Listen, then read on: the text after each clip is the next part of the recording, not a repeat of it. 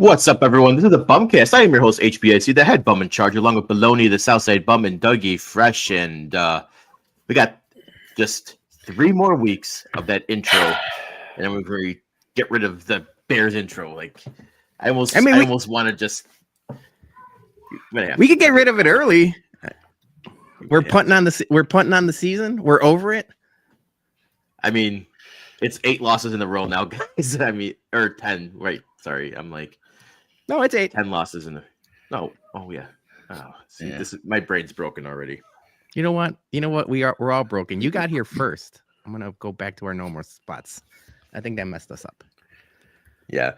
Happy Tuesday, everyone, and thanks for everyone who joining us on this special Tuesday edition of the BumCast. We were off yesterday as normally because we had to unfortunately watch that Bears game. That was not good, as they would say, but we're going to talk about that in a little bit. But gents, good to see you guys. How was your weekends?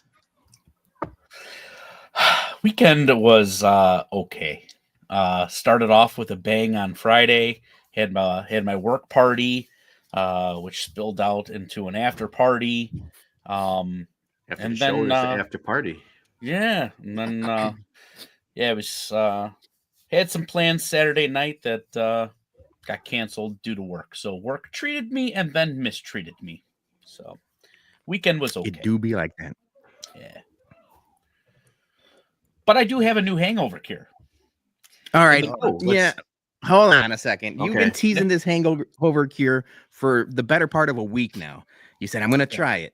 And then you said that it worked. And if you guys remember his last hangover cure that he shared on the BumCast, it was water, aspirin, black coffee. It's like breaking news. So what is it this time? A good night's sleep and a taco? Yes. No, this one I actually saw on TikTok, and I am normally not on TikTok, but somebody shared it with me as a joke because of the last time. So I decided to give it a go, and I gotta say, I'm a little disappointed in all of our lady friends. I am really disappointed in you. I cured my hangover with Myadol. I used Myadol, and What the hell is Myadol? Yeah, I knew Jason was not going to know what Myadol is. Oh my god. Myadol is what women use when they're having their time of the month to help with cramping. Period cramps. Yeah, period cramps. And so I was I was checking out the all the stuff, and Myadol Complete basically contains caffeine, so that's one of the OG cures. Okay, and then it helps with fatigue, backache, bloating, and then it helps get the excess fluids out of your body. So it actually Does it help your flushes. mangina too? I'm telling you what, dude, I ain't got no shame. I'm gonna be going buying Myadol all the time when I know I'm gonna be going to drink. Now, This shit worked. here's like the a thing charm. now. Yeah. Jason, you're our logistics guy, right? Last Yep. weekend's date, and then we're gonna have to check on him in 30 days. If he has a so-called hangover next month, we're gonna have some question about you, Dougie. I don't know. I was really shocked. I did that, and I did my normal Pedialyte packs and stuff like that. But yeah, it seemed to really lessen it, and I went pretty freaking hard. I mean, I was out till 4:30 in the morning. Jeez. So, Now, question: is this something like pre-tums where you could pre-Midol? that I don't know. I will. You know what? But no, because I noticed that when how you got to drink a lot to get that first good piss out of you after you're hungover, and then you feel like you're constantly drinking to the point of getting bloated. This was I was drinking and I was pissing, drinking and pissing, drinking and pissing. So it kind of flushes out. So It usually happens. I would be afraid to take it ahead of time, because then it'd be at the bar and I'd be already trying to flush out shit pissing, See, now this is good that we have a couple 2 Tree lady listeners and watchers, because now we got the advice that it's like ibuprofen, yet you can't take it every day or it'll rip your stomach apart. But maybe try next time. Out. That's interesting. We'll find out. I mean, I'm willing to try this, man. You know what? Hand up. Maybe we could be the first all-male sponsored by Midol. I ain't got no shame. Yeah, I'm telling you, man. Pharmaceutical money. Yeah, I don't know. We're not shelling out for big pharma. I'll shell out for whoever. Anybody. Have you seen our bank account lately? We'll shell out for whoever wants to shell out. I'm at this point. I'm gonna be like I was gonna say Vince McMahon, but no, I'll be like the WWE. If we gotta do a whiskey at Comiskey in Saudi Arabia, we might have to take the tailgates to the Saudis, Qatar, whatever you want, whatever works, man. Oh, man. But yeah. So give it a go. Give it a shot. I highly recommend it. You're getting blown up here now. It says this is just another caffeine Tylenol cure that we all know. You're just changing it into pill form. No, I just think that they don't want us to find their secrets. I think that's what it is. We've stumbled upon their secrets, and now they're exposed. Johnny, how are you feeling? I know you missed last week's show. You had the case of the tum-tums or syphilis, or I don't know. Yeah, I'm getting there, but it's being a dick to me right now. It's lingering on. I felt a lot better going into the weekend, and then all of a sudden it just came back and just it just doesn't want that cough. Hear it. Yeah, that cough just does not want to go away. And I've been taking medicine. I've been drinking tea. I've been eating soup and all that. It's just being stubborn right now, but it's getting there. Hopefully. But yeah, I don't know if I'm going to be laughing. Don't make me laugh too much, because then I probably might just cough my ass off or cough up a lung or something. But no, I'm getting better. So, hopefully it goes away soon. I'll try some Midol. See if that helps. Yeah, try the Midol. It might help for that too. Yeah. Be like Robitussin. What doesn't cure you now? Everything. You got broken arm, tussin. Just switch it off to Midol now. Rub that Midol right in there, Johnny. Get that elbow feel all good again. All right, we got a big announcement, guys. Huge announcement. So last week we announced our official watch party, but just like the infomercials. But wait, there's more, because just announced today we are adding a $25 Blackhawks party package that goes from puck drop all the way to an hour after the game. So that's going to be about 3.5 hours there if you do the math correctly. But it's 12-hour craft beers, 12 12-ounce craft beers. I can't talk. Not 12-hour, 12-ounce craft beers. So $25. You can't beat that, right? That's a great, good deal. A great package. Mhm. Great package that the Bums and the Ramova Theater are bringing to you. So here's a couple things. Number one, if you already RSVP'd, and thank you to, we got a lot of RSVPs already, so like we're very happy with it. Thank you to everyone who already RSVP'd. It's still free. But if you want the Blackhawks party package, you have to go back to the link and add it on. So I know it wasn't ready at the launch. We apologize for that, but it takes 5 minutes. Go back in the pinned tweet on our profile on Twitter. Click the link, and you'll see $25. It's gonna say like $22, but taxes and fees. So it's gonna come out to $25, and I guarantee you you won't find that kind of value anywhere else. Bums are and Ramova are all about bringing you guys value. So, in addition to that, we are also going to be giving out samples of whiskey.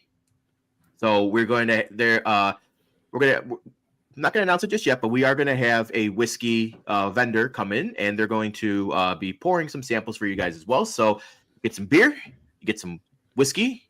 I think what's that called? What's the shot when you get a whiskey in a Boilermaker? There you go, Boilermaker.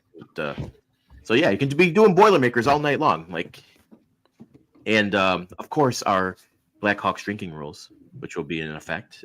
So hopefully there might be, some surprises if Bedard scores a goal. Wink, wink, hint, hint. We're looking for a high scoring game here, is what we're trying to tell people. But yeah, obviously, thank you to everyone that RSVP'd. And like Jason mentioned, it is in our pinned tweet on Twitter. It's also linked in this description on YouTube. So you don't even have to leave YouTube. You could click the link in our description. It'll take you straight to the RSVP page and add that drink package or party package to it. It'll be a fun time. I'm looking forward to it. I mean, obviously, it's always fun whenever we do any type of live event, watch party type deal. And now that we're at the Ramova Loft, it's going to be even better. So excited. Yep. And the one more note about that RSVP, if you have not RSVP'd yet and you want to do the drink package, make sure you click the drink package and the RSVP. You need to do both. Got to do both. Yeah. Make sure so get that free RSVP, then click the drink package. And then we can't wait to party with everyone on January 10th, 6 p.m. Going to be a great Friday night, and the party will keep going after the game ends. Like I said, the package is going to go 1 hour till after the game. So it's going to be a great time at the Ramova. So that is our huge announcement. So thank you to everyone, and we'll be keeping an eye on the Twitters for constant spamming your timeline with reminders to go RSVP. Before we get the headlines, Jade, you want to get to this drink by Gordo? Yep. Gordo. Cheers from the hospital. Cheers, Gordo. Best of luck to you on Thursday. Hoping everything comes out good and come out with the stronger ticker, my man. Yeah. All right. Before we get to some Bears talk, we got a lot of headlines to run through. So let's get to some headlines here, guys. First one was breaking news about an hour before the podcast started. I was getting the slideshow ready. We were all in the group chat, getting ready for the show. And boom, we got a new name for the home of the Chicago White Sox. It is now Rate Field. Yeah. So they actually announced this middle of the season last year, where Guaranteed Rate just changed their name to Rate Insurance. So I was immediately like, oh, that's going to sound stupid. Welcome to Rate Insurance Field. Or now it's just Rate Field, which honestly, guys, it just keeps getting worse. It just keeps getting worse. They keep on taking and making it more cringe and making it harder for us to be fans, because not only did they just drop the guarantee rate, so you can't even call it the G spot anymore. It's just rated R field or whatever. I don't know what their new nickname is, but they still got the fucking red down arrow, man. We know we're the worst team in history. We know we're down bad. The Sox are going to be bad next season. You don't need to add insult to injury and keep on pushing negative imaging and connotation. Like, just put the rate, take the arrow down, or do something. Can I, in all honesty, do you guys call it that? Are you going to call it rate field? I still call it Comiskey. No. I've always called it do. Comiskey. To me, like they keep on changing it when they change it to the U.S. seller field, to guaranteed rate field, and now to rate field. I've never called it any of those three. I've always called it Comiskey because that's where I grew up with. So I just don't think that, like, to me, it doesn't bother me that much. Now to others, the outside of, and yes, they're going to be looking at this as like, you guys keep on changing your damn name all the time and it keeps on getting worse. Yes, that is true. Rate field does not sound good at all. Neither does so. Neither does so. But yeah, I still call it Comiskey. I mean, I don't think this really changes anything for me personally. Dougie? Yeah. It's just terrible. I mean, when Johnny first sent this over, like, it looked like one of those like 4th of July, or not 4th of July, April Fool's like spoof posts, you know, like, hey, we just changed it to this, you know, and I knew that, like you guys were saying, that they changed their name and everything like that, but it's like rate field. You want me to rate it? F. Field in general, great. Play on the field, F. I think it's a shirt. I think that's a shirt right there. Yeah. Rate field equals F. Yeah. Equals F. Print the shirts, Jay. Yeah, it's the same thing Johnny mentioned. Like, it's the Willis Tower all over again. You know, like everyone calls it Steers Tower. I still call it Comiskey. I did for a little bit of time. I didn't mind the sell as much as other people did. But it's still Comiskey. Obviously, whiskey at Comiskey. We still use Comiskey for most of our branding and stuff like that. So yeah, it doesn't bother me all that much. It's more the arrow. The arrow is the thing that's like just a kick in the nuts to us fans or the loyal fans that are there all the time. It's like you just see it in the branding, you see it everywhere you go, and then especially for people out of town, it's like, why is that arrow pointing down? It's like, we all know why. Yeah. But that's such a Jerry move. Let's pick a sponsor with a down arrow in their imaging, like. He don't care. All he cares about is that money. That's true too, Jason. I just talked about it with the Midol and with the Saudi money. If Guaranteed Rate or Rate Insurance or anyone else wants to sponsor us, I'll put an arrow all over this backdrop. You also think maybe this might be a little conspiracy, like the White Sox are trying to point us to the 108 with RF as the initials of this new stadium, right field, maybe. RF, that's subliminal. Yeah, I like that. All right, question from Jer, Taco Gladiator. Do I buy a 20-game pack this year? No. Just go to 20 games whenever you want. Like, don't commit to like dates like that. Just go whenever you feel like it. It's up to you. It's up to him. You know. I mean, it is. It's if 20 games is enjoyable for him, that's cool. But you know, it's one of those things where, you know, everyone's like games, and then come August, you're just like sick of all the losing and you're drawn out and you're like, oh great, I got 7 more games to go to now. Like shit. Yeah. I will be at 5 guaranteed, and that's might be about it. I was gonna say just buy a 24 pack. It'll make you happier. Yeah, just buy all the tailgate games. We're still talking about games. No, we're not. Okay. Yeah, 20 games is a lot. Yeah. All right. What's next? Next one was breaking news a little earlier than the rate field news. This was around 3:00 today on the interwebs. I saw it on Instagram, then on Twitter, kind of all over the place. Sox Fest Live at the Ramova Theater, same place that we have our watch party at. They announced the scheduled appearances. It's a bunch of players, some front office people that they had previously announced, and then a bunch of prospects. People are still waiting for any news on the 2005 appearances. I think that should be coming. I mean, I can't imagine them doing that. Yeah, I would hope so, because if they would be a big missing if they didn't provide anyone from 05. Plus, it would piss a lot of people off that there's no like legends or veteran guys there. Like, so I think that's the main thing. I think the people that are pissed off are already pissed off. They were pissed off before these people were announced, and they're going to be pissed off long after these people were announced.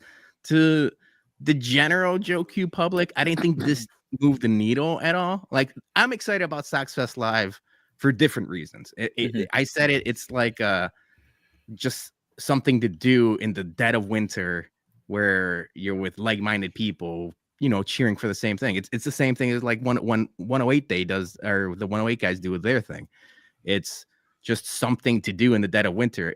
It being at the Ramova, selfishly is going to be awesome because of the beer and everything else that we like there. But this, like, people were going crazy for this, and I understand most of the people upset are the people that chase autographs and memorabilia, and I've never been that person. Like, that doesn't matter to me. So I'm like, yeah, it'd be cool to meet a couple of these people. The prospects, I'll tell you the truth, that they better have name tags or jerseys on, because these guys, compared to everyone else, I wouldn't. Would you know, like, a Hagen Smith if he walked past you at the Jewels? No. Yeah. Especially all the new guys they just traded for in the Crochet trade. You got Chase Myerdorf, or however you're gonna. I gotta look at the pronunciation for that, and then Braden Montgomery. Mydroth? Are they gonna do it? That the name tags, are they gonna do it like C Montgomery and B Montgomery, so we know who's Will? Yeah. Yeah. The one name that is very noticeable, it's absent from this list, is Jerry Reinsdorf.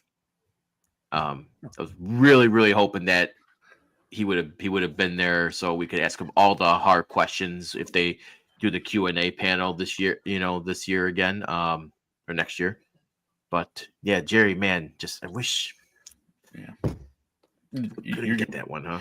You're talking about a guy that doesn't want to take layup questions from like beat reporters, let alone pissed off fans. You know what he is.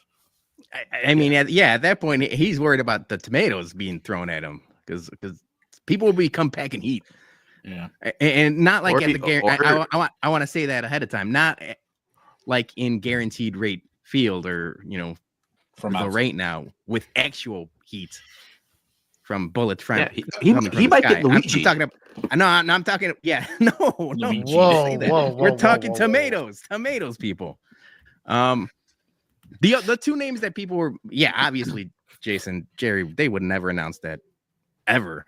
But the two names that are missing are Andrew Benintendi and Luis Robert. And the news, another thing broke that like maybe the Pirates are sniffling around on Luis Robert and maybe a couple other teams. So I'd be interesting to see, like, maybe we don't put those names on because we're trying to move them. What do you guys think? Yeah, is this like a starter list? It has to be. I think it has to be. I think you can't fit all the legends. I'm sure they're gonna have legends there too. It's just like so far the appearances of who they have right now, right? You know what this was? This was let's put out like the players that we don't have to pay that much appearance fees for, and then let's see how big of a blowback it is from Sox fans. And then we'll slowly add a couple more, so we don't have to go too far into our budget with all the legends in the appearance fees. So let's see how this shit plays out first, and then we'll take it from there. So yeah, this is Jerry trying to poke and prod and see how much we're paying attention. Yeah, I think the legends are going to be announced soon. Maybe not soon, but eventually. Like, especially like the guys that are still kind of hanging around town. I know Ozzy is coaching in Venezuela right now. But Ozzy and Frank Thomas, they're on TV all the time. They're gonna be around anyway, so I can't imagine them not getting announced soon. But yeah, there's gonna be a couple more names. Yeah. And to your point, Melody, like I would think the opposite. Like you put Lou Bob on the list, you put Benintendi on the list, and you play like hardball. Like, hey, like these guys are staying with us. What are you willing to give us to make us look stupid to take them off the list? That's there my you go. You think Brian Cashman of the Yankees is looking at the Sox Fest lineup? I'm like, they put Lou Bob on there, so he's untouchable. he may be here. I don't know. I don't know his daily planner. He might be coming. I don't know. Yeah. Tommy would be one that for sure I think would be probably like a Poseidon. Tommy still lives in in Illinois, right? In Hinsdale, Burr Ridge area. Yeah. All right. What's next? We're keeping it on theme with the White Sox talk. there's plenty of podcasts, Sox Machine, the 108, Sox on 35th. A lot of people broke down the Crochet news. We hadn't talked about it because it broke on Tuesday or Wednesday. We record on Monday last week. Literally, it was Wednesday when it broke down. So I mean, just quick thoughts. Obviously, you know, Crochet's out in Boston now.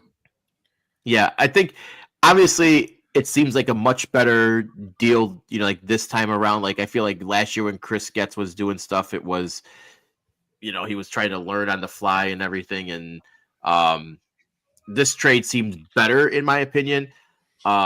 Another catcher, okay? Like we just traded for another catcher today from the Cubs for good old cash considerations. So we're like just stocking up on catchers, and yet right field is still an issue. So, but maybe Montgomery, you know, he becomes the guy out there. I did see that video of him. He's got a cannon of an arm too. So, do like that. But yeah, again, you know, you see what the Cubs they traded for Kyle Tucker, and we're trading our guys for prospects. So it must be nice to trade for all-star players, multiple all-star players, instead of just prospects and hoping that shit sticks to the wall. But again, it's, you know, like this, it's a flat circle, right? Because traded our best pitcher to the Red Sox for their top for prospects. And let's hope these guys don't have soft tissue injuries this time, right? Like, let's hope that they actually got guys with good thick muscles, right? Instead of just power bats and 5-tool players. Like, give me guys with just robot legs, man. Like I don't need any more groins, hamstrings, quads, hip flexors, calves, foots, Achilles, and any other fucking body part in your lower extremities. Like, just get me fucking guys that can hit the ball and stay healthy. You know how we were all excited in 2016 when we traded for sale to Boston and we got that return for Kopech and McCodden. Obviously, we were super excited about this. It was like, yeah, we're finally doing it. We're finally building a farm system and all that.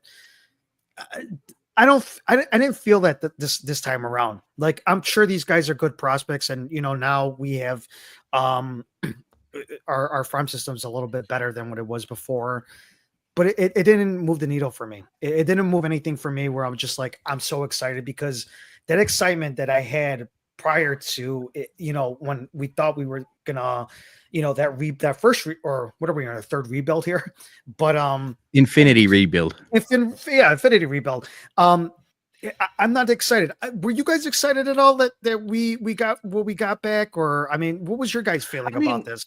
To be honest with you, it's better than I thought it was going to be. And it's still not great all at once. Does that make any sense? Like, because none of these, you're just hoping, right? None of these guys are major league. None of these guys are major league roster guys already who've proven themselves. And that's what I was saying. Like with the Cubs, when they traded for Kyle Tucker, they made the move for a great ball player. Now, granted, he might only be there for a year, but like, we're just throwing shit at the wall and hope that, you know, these guys stick, because like, remember, like, what was it, 2018 when we had the top 100 prospect list? You know, we had 7 or 8 or 9, whatever it was, in the top 100, and nothing, right? Nothing. So now we got like 6 in the top 100 again. Cool. Like, now do something. Yeah. I think to tell you the truth, go ahead, Joe, or Dougie. Go ahead. No, I was gonna say, to tell you the truth, it seems like Kyle Teal sounds like a dude. Brady Montgomery, like Brian mentioned, is a murderer of baseball, or maybe it was Luke. Is a murderer of baseball. He looked awesome in college. From everything Josh Nelson said, is like before he got hurt, he would have been top 5 if he didn't break his leg in the College World Series. So their prospects, it's a wait and see thing. I'm not going to get too high or not going to get too low on them, especially now. But I did think Getz did pretty well, all things considering. Yep. Yeah, I mean, you're hoping things turn out. I'm not saying that I'm not happy about what happened, because Crochet, they were never going to sign Crochet for a long-term deal. So, I mean, they had to do what they had to do. I just feel like, you know, from that time when we traded Sale and we got that return, everybody was excited about all like the players that we got. Now I'm just like, I'm sure we got a lot of good returning into this, but it's like, man, you're good in college or you're good in whatever Arizona Fall League or whatever, and minor leagues. When they start climbing up the ladder here, what are you going to do when you get there? Like, it's just kind of like, all right, let's just wait and see how they go. So hopefully it does pan out for us. Is there anything you can tell us about your cousin Winkleman Gonzalez, Johnny? No comment. We haven't talked. We haven't talked in ages. Did you throw an N in there? Did you say Winkleman? Winkleman. You know what? We're bearing the lead here. We're bearing the lead. Missy was in the comments saying we got a guy that likes to get naked, and it came out today that one of the guys acquired in the Garrett Crochet trade, newest catching prospect Kyle Teal, takes his pregame swings naked. He was on the Foul Territory show, and AJ Przinsky and the guys were asking him about it, and he didn't shy away from it. He said, "Yeah, it started off as like a joke." And he's it sounded like he's a clubhouse guy, one of these guys that like to keep things loose, literally. And in the dugout, not in the dugout, in the locker room, he takes his swings naked. So is this a good or bad thing in your guys' eyes? I mean, as a player, like, I don't know if I want to see, like, obviously they all, they shower, they all see each other naked, but like, I don't know if I would want to walk into a locker room and see, just shit fucking swinging left and right. Like, you might get like collateral damage. It's all about tempo, Jay. I mean, yeah, you might don't get too close or you're gonna get smacked or something, right? But if you're gonna be, taking your pregame swing naked, I hope that he's swinging some hog there, man, because like it's not a good look if you're not tree trunking it, man. No, so that was gonna be my take. Is it's one of two. It's nothing in between. It's either he's legitimately swinging like Barry Bonds' baseball bat, or it's like a needle and everyone just laughs at it and he's like in on the joke and it's like, oh, look at this is really funny. It's like a thing of big league chew or something like that. Just hit, man. And just catch, just be good. I don't care if you whatever you do in the clubhouse and it works out for you, go ahead and do it, man. But as long as this guy hits and catches really good, I don't care. Do whatever you want. Yeah. Dougie, are you a vibes guy? Either way, we're going to see just how committed he is to the bit when he walks in end of March in Chicago and that little bit of nip is in the air. We'll see just how big of a, So what I'm worried about is Andrew Vaughn being like, he's going to be like right at like hip level to Kyle Teal. Like, it'd be dangerous. That's what I'm saying. He gets too close. He's gonna get smacked. Andrew Vaughn might get uppercutted. To be honest with you, might knock those eyes straight. This was the White Sox story I was waiting for. That was the White Sox story I was waiting for. Good job by everybody included in comments. Yeah. All right, Jason, you had this tweet out there, so I'm going to let you run with it. Yeah, so Trump announced that he has a plan to eliminate daylight savings time, which would make standard time, which we're currently in, permanent. Now, there's a lot of people who are like pro like getting rid of daylight savings time. Mm-hmm. But not this one. Once it goes back in March. Yes. The one you keep. Don't keep this one. This is the sad one. This is the fucking sad. I want my 9 p.m. summer daylight, right? Everybody loves those June nights when it's 9:30. You still got some light out in the air. Like nobody wants 4:30, 5:30 darkness. Get the fuck out of here with that shit. Like, good idea, backwards. No notes. No. Legitimately, when I saw this, why would you do it this way? Why would you do standard time? Just keep daylight savings time.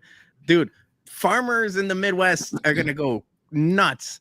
Not because like they're losing daylight for work time, but like many people in the Midwest, you get out of work on a summer day, you could still catch a twilight round of golf. Like you got daylight almost till 9 o'clock at night. You were going to, White Sox games in the middle of summer. You got daylight for a good amount of that. Imagine losing that hour in the middle of summer. No, thank you. That's the worst idea known to man. Yeah. It's a good concept, just backwards. You need some. Yeah, somebody in that cabinet. I was gonna say somebody got to knock some sense into him. Problem is, a lot of people in that cabinet don't got no sense, so it's gonna be tough. So hope that gets corrected. All right, Peter, Conor McGregor. I didn't know about this one. I saw this in the morning. We text the group because we do headlines and we're like, what do we talk about? And like everything's trending, this like that, this and that. Apparently, there's rumors of a Logan Paul Conor McGregor fight in India. Apparently, one of the richest guys in India is offering them crazy amounts of money to the point where they're going to do an exhibition, and it's going to be one of these spectacles, like always. But people, Dana White, are pretty upset that like this is delaying his quote unquote comeback to the UFC, which I want to get it out of the way now. He's never coming back to the UFC. It's been long enough. Between all the injuries, the movies, these type of spectacles, I know Dana White can't say that because of the money he would lose. Mm-hmm. Like you want to keep stringing fans along, saying like this is going to be the comeback. This is going to be the comeback. He's fighting this fight. He ain't never coming back to the UFC. So I don't care what happens. Like I'm an MMA fan, but Conor is way past his prime. The Tyson fight with his brother was kind of fun, even though we couldn't see half of it. So give me this fight. I'll watch it if it's in India or whatever. Like I didn't care all that much. The MMA fans are pissed. Yeah, I mean, like you nailed it, Peter. Like Conor was on the top of the game. What 10 years ago, 12 years ago, when he was a double champ. He's not the same guy he was. He's got the terrible like injuries that when he comes back he gets hurt right away, or stuff gets delayed because of injury, whatever it is. It's a cash grab. He's gonna get his money. He's gonna fucking then go into the sunset probably. But like he doesn't need the fight. He's gonna come back and they'll still put him at the top of the card because he's a draw. But then like it's gonna be one of those things where it's just sad watching a guy that used to fucking dominate so much keep on getting knocked out repeatedly. Like you don't want. It's like the Chuck Liddell, right? When that used to, like the Chuck Liddell effect and all those guys we used to watch in the mid 2000s, like just they can't take it anymore, right? So, and again, it's just the Pauls, picking guys that aren't pure fucking boxers, and trying to exploit it, take advantage of it. It's their MO, it's their fucking thing. It's never gonna change. And yeah, I'm gonna watch it and I'm gonna hate watch it. You know what's would make us even more interesting? Is Paul puts that Pokemon card up, whoever just put for it the fight. For the fight, whoever wins gets to keep it. So if he loses, he loses it. Make it more interesting. So where I think this is all going is just going to end one day with a Paul versus Paul boxing match. Oh yeah, to where they just talked about it.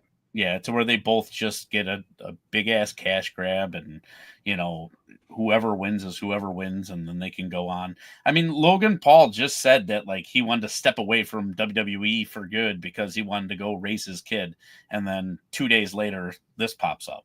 So it's a trend in this podcast. The foreign money, the sponsorship opportunities. Like you can't say no to that kind of money, right? For like an 8-round exhibition. I hear you. Yeah, it's just I don't know. It's so watered down. I said last time that I would never watch boxing again after that whole Mike Tyson shit. I don't even know if I'd watch this. Yes, you would. I don't know. I would. I probably would watch it. This is what they do. They keep on bringing people in. There literally has to be nothing else in my life going on. Like I got to be nothing else. Like I'm not going to go out of my way to make plans around it. Let's put it that way. No water main breaks. No, Gotcha. No.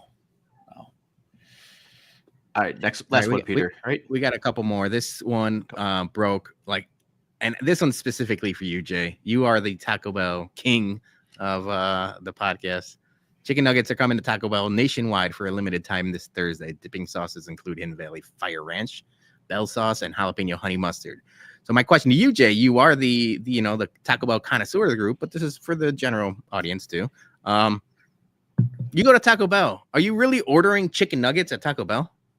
No, I'm not ordering this. I'm sticking with my cheesy gordita crunches, my Mexican pizza, my burritos. Like I'm not ordering the nacho fries. I'm not ordering the nuggets. Nacho fries are kind of sneaky good though. I will give they them are, that. but no, I don't. I'm not. This is a hard pass for me. Wait, so you're not gonna even Staying try away. it? Not even for the Wow. YouTube I would want to shorts? try it. I think I would try it. For the YouTube Then you shorts. go ahead. Go, knock it out, Johnny. All right, yeah, Johnny. No, I got to find a Taco Bell around me first. If they're all, Oh, they're all left that's me. a good point. There's not I mean, up north side there's a lot more. What's the closest south side Taco Bell? There used to be one by my old neighborhood. Yeah, I don't. Like 37th and Rockwell. I think there's one right by on King Drive or something like that, which is not that far away from me. But I know there's a Taco Bell downtown. I could go on the loop and that they have a Taco Bell, so I could, it's just a little bit far of a walk. Dougie, you messing with this? I mean, the only time I ever eat Taco Bell is when I'm drunk. So yeah, probably. All right. I'll try anything from Taco Bell once. Before we play an ad and we start talking Bears, this does lead me to another thing. Johnny, we're asking you to do the review for the Nuggets. You had a McRib for the first time ever last week, and I text you about it. People go crazy. A lot of people on White Sox Twitter go crazy for McRib season. I could see it in your face already. No dice on the McRib. No, I don't know what that was that I ate. It was like a mystery meat. The first bite I tried, I'm like, I don't know what this is. I'm being very honest. Like it did not taste like meat for me. It did not taste like, I don't know what it was. Though I could taste the barbecue sauce and the bread, but that McRib, I probably would never get it again. It's just no. So I text and you know what? If you like it and stuff like that, hey, all good. But it's not something for me. I text you the beef loaf influence, if you will, got to me, and I ordered one. We were getting Happy Meals for my kids. I ordered a McRib. It was the first time, probably in a decade, that I had one. It was cat food. It was so bad, dude. I finished look at me. I finished everything. I didn't finish the McRib. I threw it out. Yeah. I was like, it was so bad. I threw it out. It was quite possibly the worst fast food I've ever had. I had it when I was a kid. Initially, that was for the Flintstones movie. That's why, it was like a big, huge hype thing when I was a kid for the Flintstones movie. And I had it. I didn't care for it then, so I never went back to the well. I'm not a huge McDonald's guy either, though. So I like McDonald's. It just did not do it for me at all. I was just so disappointed when I took that first bite. It just sucked. This is a good comparison. It's a huge chicken nugget with barbecue sauce. It is probably like that chicken processed meat. It was just the slimy chicken meat. That's a good point. I know you're upset, Jay. I know. I don't even know you guys anymore. Let's pay some bills. The disappointment. The disappointment is palpable. Of all the things. The original Chickies Beef and Chickies Banquet is a proud sponsor of the BumCast. Are you trying to find a venue for a meeting or party? Allow Chickies to provide you with the at-home atmosphere without all the hassles and cleanup associated with hosting at your house. Chickies provides a blank slate for you and your party planner to work with. Customized menus are available upon request. Banquet Hall is located right next to Chickies Beef on Roosevelt Road in Hillside. They can host all types of events, including birthdays, showers, and even wedding receptions. Best of all, there is no rental fee. So call Brittany to plan your next event at 630-400-2876 and tell them the Bum sent you. All right, we gotta get into some Bears talk here, but real quick, we got a quick super chat from Brian. Does Johnny know Illinois lost on Saturday? They're probably not the best. And he's referring That's to some. He's a troll referring to job. something that happened on Saturday.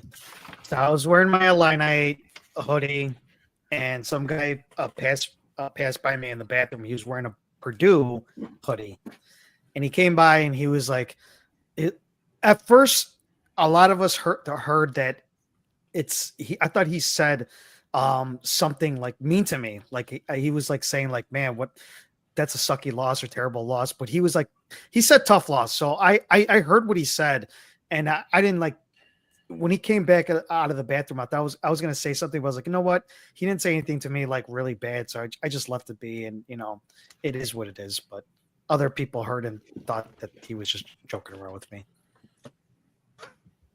Troll job. All right. Trojan. Yeah. All right. So Bears played yesterday. That's why we're on tonight instead of yesterday. But another loss against the Minnesota Vikings. We kind of all expected that. And I actually only caught like the second half of the game yesterday because I was at an event, which I'll talk about later in the show. But obviously, look, I think we have to realize, number one, Thomas Brown isn't the guy. Number two, Eric Washington does not know how to call defensive plays for shit. And that was very much Eberflus with his hands on the defense because since he got fired, the defense, it looks much worse. Now, granted, probably some of those guys have been checked out. Jalen Johnson looks like he just wants to get the season over with and, stay healthy. And obviously there's issues with the defensive line too that, Javon Dexter was out yesterday. And then just Montez Sweat just, obviously not the same production that he did last year. But it's as bad as it gets right now. It's rock bottom. Caleb Williams sacked repeatedly again. The kid at this point, I think almost they need to pull him so he doesn't get hurt. I think we just got to send Tyson Bagent to the Wolves, unfortunately. But like he looks defeated. He looks like he's still out there trying, even though a lot of people have given up on the team. But I don't know how much more like just watching the offensive line just be a turnstile and just a bad, again, flat, no points in the first half, right? Every fucking game, it's no points, no points, no points. This team cannot score in the first or second quarter for their fucking lives. So 3 more games, misery's over with. We can start figuring out who the next coach is going to be. But in my opinion, from when I watched that game, this was just a flat out, I'm done with the season team. Yeah, it was it was just, talking about the defense, a lot of those like third and longs, Minnesota knew what to do. I mean, they just left that field wide open. They were not defending right. They just knew what to do. Like that. That's why Minnesota's where they're currently at right now. They're coached well, and right now this is why we're in purgatory. We're in hell. Like we're basically, we don't yes, we have some players out, but it's unexcusable that the way we play in the past, like it's 8 games that we've been on this losing streak. Yeah, I mean, obviously, some people were very like, let's see what, Thomas Brown could do. Let's give him a chance. And I was, hands up. I was part of that group. Obviously he doesn't seem like he's the guy. He's not the guy.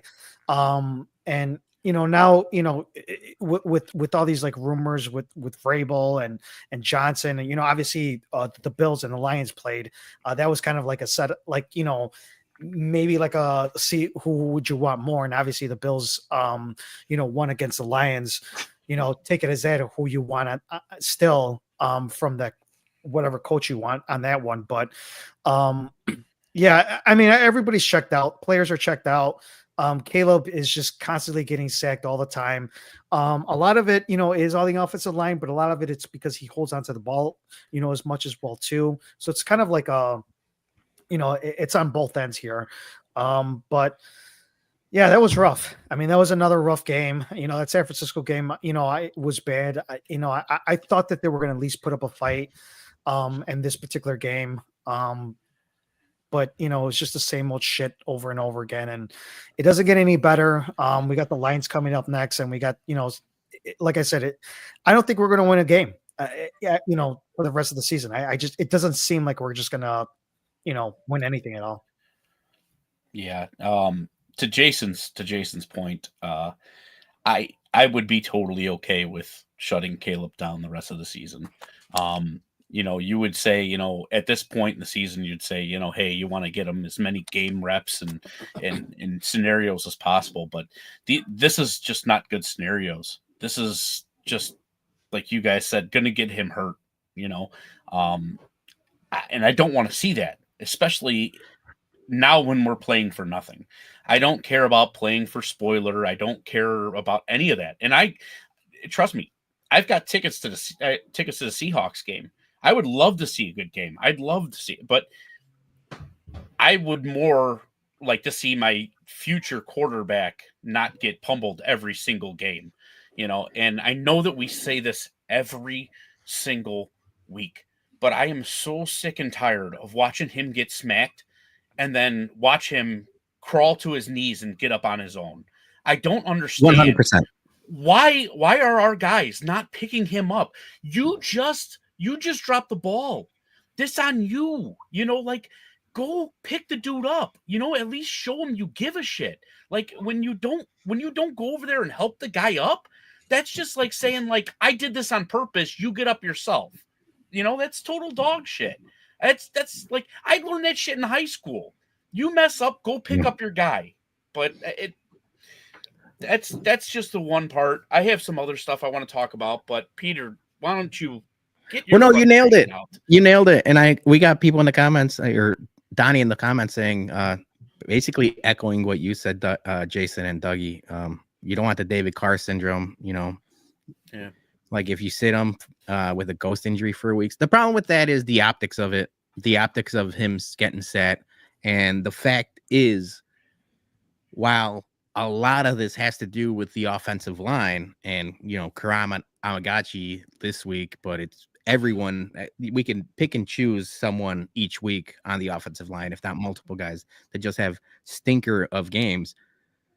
He does have to, learn the process of getting the ball out quicker and missing people. Again, at this point, we sound like a broken record only because it's the same things we're complaining about over and over again, and nothing is getting addressed and nothing is getting fixed. The receivers dropped a bunch of balls again yesterday. So even when Caleb Williams does throw the ball accurately, the guys aren't picking him up. He overthrew a good amount of people yesterday. He missed a touchdown specifically that he should have probably caught. And this has happened since game one. He's overthrowing guys and he's been more inaccurate than we all thought he was going to be. Can that get fixed? Yeah, it gets fixed a lot easier when you have an offensive line that's competent and you don't have happy feet and you're not jumping out of the way of people and kind of doing like the twister dance and all kinds of things like in the pocket, trying to get rid of the ball and worry about people coming after you. But you nailed it, Dougie. This offensive line is so brutal. And Karan Amagaji took a lot of shit yesterday, and rightfully so. If you remember back to the draft day we had at Jack's place, it was me, you, Dougie, and my cousin Joel, who's he's a huge Bears fan. We saw the 3rd round pick, and we turned to each other and said, Yale. And we're all like, what the hell? Realistically, a 3rd round pick should probably be able to start week 10 of an NFL season. The problem is, even before that, it should be like beginning of the season. But the problem is, he was always going to be a work in progress. We said this. We said this when he got drafted. We said this with the guys from the Hallis Huddle in our pre-show thing.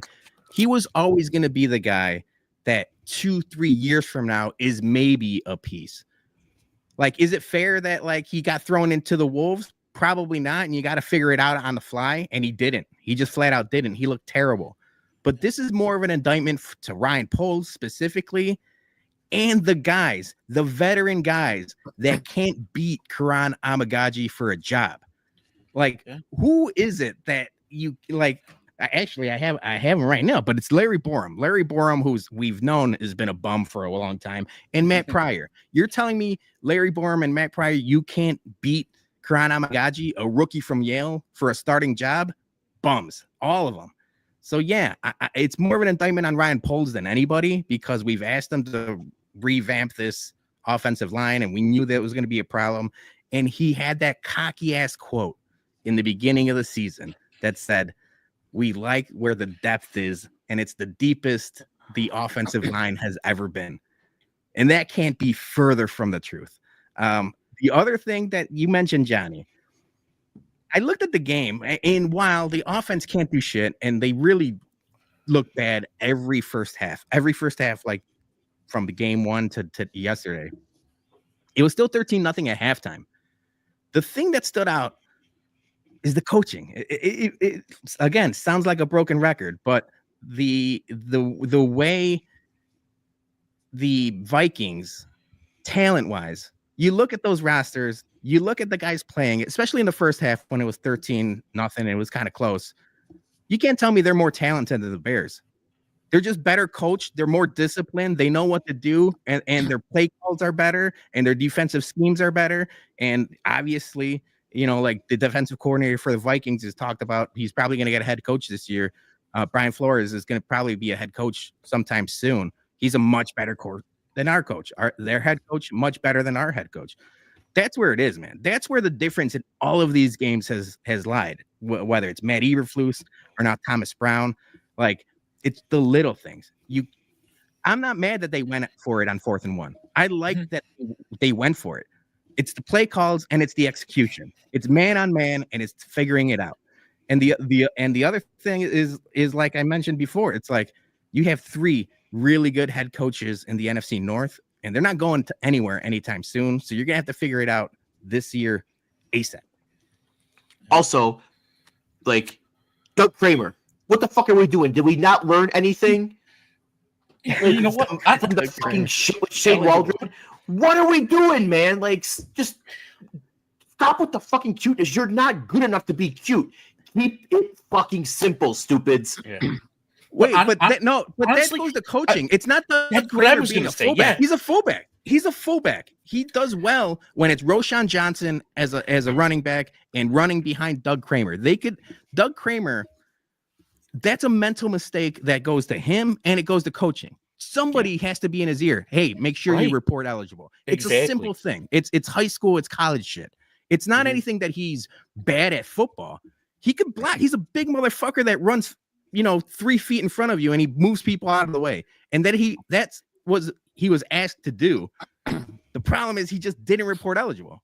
The execution of that play was a touchdown. So I'm not mad at the play call or Doug Kramer being a fullback. It's a matter of like the X's and O's of it. Just report eligible. It's simple.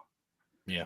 No, and like you said, somebody should have been in his ear. As soon as that play gets called, somebody's going up to him, and obviously nobody did. Because he didn't just forget from the sideline to there. You know what I'm saying? Like that. And if it did, it's on him. But it's like that shit's fixable. That shit's coachable. That's stuff that like you could fix instantly within one off season. Did you? I'm sorry, real quick. Did you hear what they said on the game yesterday? Is that the Vikings on defense had a little bit of a change on defense, and they brought new players in, and look at where they're at on defense. It's. We talk about the whole coaching stuff. I think I wanted to bring back that whole thing where back with the when the Vikings were on like 3rd and long, and they just kept on getting the first downs like nothing because they knew how to go about it, how to attack it. You ever notice that a lot of the tight ends in that they played, Kittle and Hawkinson and Laporta, that they've been having really good games. Mm-hmm. Like they can never cover the tight end whatsoever. Yeah. I wish like the Bears would be looking at some of this stuff and like, hey, if we only had a tight end that we could throw it to, maybe we could, score points and move the yardage. They never use Cole Kmet either. They might use him on the offensive line to try to block and stuff like that, but they don't even use him. It's just like small little, not small things, but it's all these like little things that make the Bears, who the Bears are right now. Yeah, just terrible. And that's like that's why they're 4. That's why they're 4-10.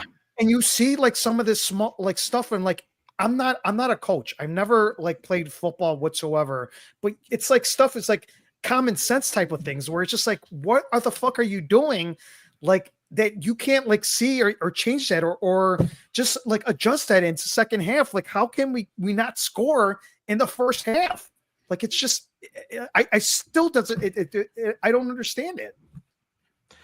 The one thing I don't understand too from that game, and this comes back to coaching, is, and I know it's he's having down and he's checked out, but I don't get why Jalen Johnson wasn't shadowing Justin Jefferson the entire game. I mean, obviously he is your best corner. Jalen Johnson doesn't move spots though. He doesn't move spots. That's just scheme. No, that's something Jalen Johnson's never done. You're not going to ask him to move to the other side of the field. They need to address that in the offseason with that, because they need a second corner is what they realistically. I would have had him shadowing Jefferson the entire game. The only other note that I had, and I don't know if you guys noticed this or not, but Ryan Poles chews gum like a total psycho. Did you guys notice how he was chewing? Dude, I'd be nervous as fuck too, dude. Like at this point, his brain and his mouth doesn't work, because realistically, he fired Matt Eberflus to, take some of the smoke off of him, and it backfired completely, because now he doesn't have anybody that's going to be his shield. Ryan Poles, looking back at this, he probably I should have probably waited until the end of the season to fire Ryan Poles, because now to fire Eberflus, because now all of the focus is on Ryan Poles for these last 2-3 weeks, and rightfully so. All of the flaws of the roster and everything else, there's no one else to blame. Shane Waldron is gone. Getsy was gone before that. Eberflus is now gone. There's no one else to blame but Ryan Poles, and he's getting all of the smoke right now. Do you think he's gone at the end of the season? No. So I saw a couple reports, and these are, hearsay, but it sounds like he's not gone. It sounds like he's going to be here for the coaching search, but he's on a short leash. And from a certain Sears Tower account, and a couple other people, what they're saying is, if Ben Johnson says he needs to hire, they need to hire this guy, Ryan Poles isn't going to stand in the way of them getting whoever their number one target is. So if it's Mike Vrabel or Ben Johnson, if Ben Johnson or Mike Vrabel think that they can't be here with Ryan Poles, then Poles is gone. If they do, then probably they're going to sign him to an extension, because you always want to tie in your GM with the coach. But like I said, the Bears do all these things backwards, because they drafted a quarterback. They're probably going to get a new coach now, and now they're possibly firing a GM. And it's everything you want to do 1, 2, 3. They do 3, 2, 1, and then wonder why the math isn't adding up. Yeah. Yeah. And I guess, again, just I'll mention how bad Eric Washington is. That's just another indictment on how bad Eberflus was on choosing his coaching staff. I guess he thought that it was. I'm the defensive guy. I'm going to be here, so I don't need to have someone, elite as my backup. Maybe he felt like he didn't want anyone breathing down his neck. Mm-hmm. I think that wasn't it at all. Yeah. But you can see that another fucking bad hire from Eberflus. So, all right, because we got a bunch of nonsense, and I want to laugh. I want to smile. I don't want to think negative thoughts anymore. But we're gonna lose. It's time to decompress. We're gonna lose against the Lions next week. So bring on 9. Just gonna be more fucking misery. So, all right, that wraps up our Bears talk. So now we gotta do some fun stuff. And that's Dougie. You were on vacation. You came back, but on your vacation, you had a lot of fancy pants cocktails. So once again, we are bringing back the one and only Rate My Cock. And Dougie, this is part 1, because you had so many cocks on vacation that we had to break this up into multiple segments. So we'll probably do this. This will be the first one, and then probably after Christmas or after the New Year, we'll bring back round 2 of this. So, all right, Peter, you got the slideshow ready. Dougie, give us, what are we tasting today? What are we putting in our mouth? So this first one, a little dark ambiance or whatever, but I think you guys can make it out. I like it. I like the mood of this one. This bad boy was called Taste of the Border. Don Julio Reposado with a cilantro jalapeno infused agave lime juice, topped with a fire roasted jalapeno and fresh diced cilantro. Ooh. I'm going to give this a half chub. Okay. Because remember, on Rate My Cock, we do full chub, half chub, no chub. That's how we rate these. This sounds very, very good. I love cilantro. I don't like chopped cilantro in a drink because I'm just going to slurp it in a straw and it's going to be swirling in my mouth instead of the drink. A bad miss on putting chopped cilantro in there. You could, if you want to get the cilantro flavor, you do an infusion, some kind, but chopping cilantro in a drink, big miss, half chub. You know, I was gonna go a full chub on that because I like everything about this. But Jason, you're right. This would probably bother me if I'm like, you know, having these little things go up on my in the straw and stuff like that. So, yeah, I would say half chub, but that does look good. It does look good. The picture looks great, Dougie. I'm going 3/4 chub. I'm knocking points because by itself, I think it's something I would like. All the flavor profile is there. The things I'm knocking is the Julio. I feel like there's probably better tequilas you could put in a mixed cocktail or drink. Good point. And then the name. What was the name again? Taste of the Border. That's such a shitty name. Like that's like not like no creative whatsoever. It's like we're making a Mexican drink. Let's name it something of the border. So you know what? That name pissed me off. Yeah, exactly. That name pissed me off so much. I'm knocking it down another peg. It's half chub. This was a full chub for me. And I will tell you that there was the perfect amount of rocks in there to where no real cilantro bits got in the straw. If you notice, it's not really mixed in the drink. It's just kind of at the top. So I didn't experience what, you guys were talking about, but it was a nice little kick. Wasn't too spicy, but it would let you know it was there. So it was a full chub for me. It was really good. All right. Okay. All right. So this next one is called The Perfect Storm. It is Captain Morgan, 10-to-1 rum, splash of looking at my notes. Splash of strawberry juice, lime juice, roasted cinnamon on top, and a little bit of rosemary for garnish. Yeah, that's full chub for me. I know it's going to be a little sweet, but that like just though if I don't know how that rum tastes. I know Captain Morgan, but the other one, the 10 I don't know how that. Yeah, I don't know how that one tastes, but I'm sure if you use that right rum, right rum, it'll balance out the sweetness of the strawberry perfectly. So that's a full chub for me. Yeah, I would say full. The cinnamon aspect to it, I'm a sucker for anything when you toss cinnamon in there, like a proper horchata or any type of drink like that. The only thing I did, again, it looks great, sounds great. Is there no ice in this drink? No, it's done like martini style. I need a little bit of ice, or I need a little bit of, like some of that like texture to it. So I'm going 3/4 chub. Okay. Attention to details tonight. Jesus Christ. So Breaking also, hard, Dougie. I guess I should have said it, but yeah, they like fire roasted the cinnamon, so they do that whole like sprinkle the cinnamon and light it on fire as it's dropping in the drink. Ooh, I like to make that. it pop. Yeah, so I like that. Sandy likes it. That one was pretty good. Both of the pantojas like it. Full chips. Yeah. All right, we wait for Jason. This looks pretty. I don't want to announce it before he comes back, because then we're just going to repeat stuff. He's back. All right, this one was called the Cucumber Sunrise. This was cucumber infused Belvedere, lime juice, muddled cucumbers, a splash of watermelon juice, and a splash of OJ. I've said I'm a slut for watermelons. So, yep, I'm going full chub on this. Cucumber infusion with some watermelon, some sweetness, some tart. Like, oh, yep, give me that. I'm gonna say half because I'm not big with the cucumbers in my drinks. You're not a pepino guy? No, I am a pepino guy, but I don't know. Never mind. I'm not gonna say it because then you guys are gonna just drill me on it. But yeah, I'm gonna say half chub. I do like everything else that's in it, but it just the cucumber and it's not doing it for me. a full chub for me. I love anything cucumber. I love anything like the Gatorade pepino cucumber or anything like that. I don't like Huge it. fan.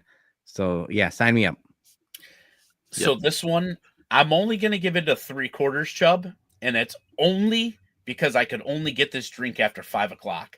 This would be a perfect like breakfast or, like even like to start the day drink, but I could only get this thing after 5 o'clock when the like chemist bar opened. Damn.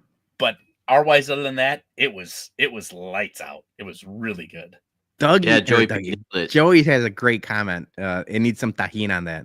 A tahini rim on that thing would go. Or even on the cucumber itself, like just sprinkle a little tahini on the cucumber. Yeah, good call. All right. Can I say something before you go on to the? Sure. It just, I'm not a big fan of tahini either. Really? Yeah. Damn. It you know what I used to like? Lucas. Lucas used to be a lot better than tahini. Lucas is good. Yeah, Lucas is good.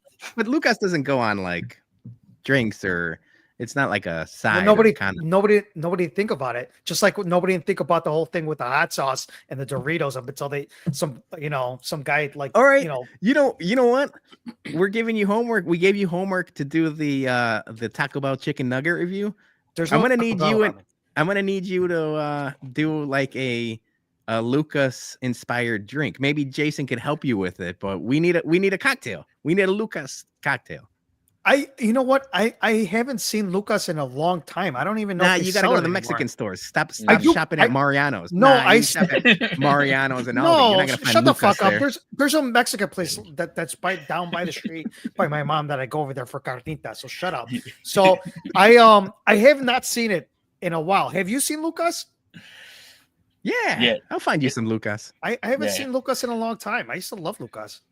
Yeah, it's at my Mexican grocery store like 2 blocks away. Okay. There we go, Dougie. Yeah.